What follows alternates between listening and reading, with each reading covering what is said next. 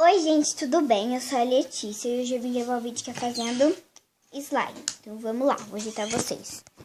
Pronto, gente, eu já ajeitei vocês. Vou colocar cola. Gente, essa cola aqui é ideal pra fazer slime, tá até escrito aqui. Ai, gente, ela é transparente, tá muito duro de abrir. Vó, abre aqui pra mim, por favor. Gente, minha avó vai abrir a cola pra mim porque tá muito dura. Cuidado, não pode pôr muito não, né? É, mais ou menos. Obrigada. É só um pouquinho, né?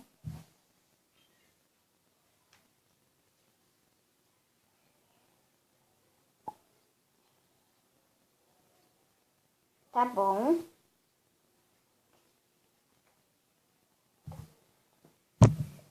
Agora, gente, eu vou colocar...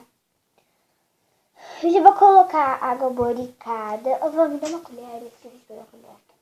Gente, vou colocar água boricada, porque eu vou colocar o glitter ou tinta, não sei o que eu vou colocar.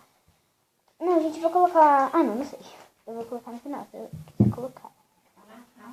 Colocando aos pouquinhos, ó. Mexer, olha. Ai, já tá dando uma liga, olha, gente. Tá dando certo. Olha.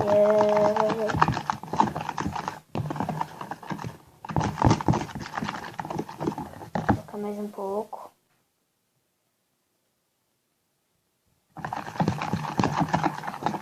Gente, meu ativador é água boricada com bicarbonato, mas você também pode usar bórax.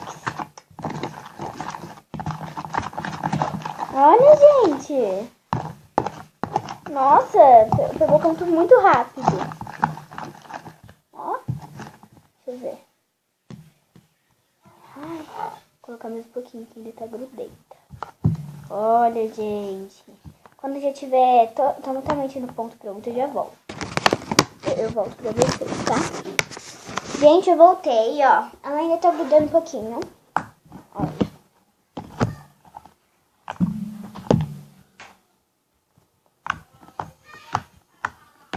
Ficou muito boa.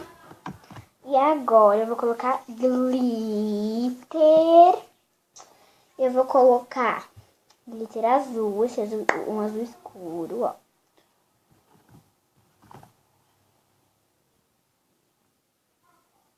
Que lindo! E também vou colocar o azul claro.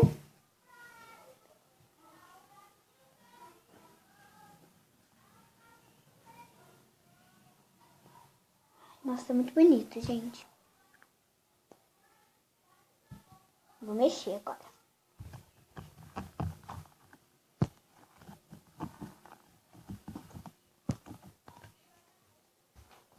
Ai, gente. Olha. Ela tá grudando um pouquinho, mas já para de grudar. Olha, gente, que lindo.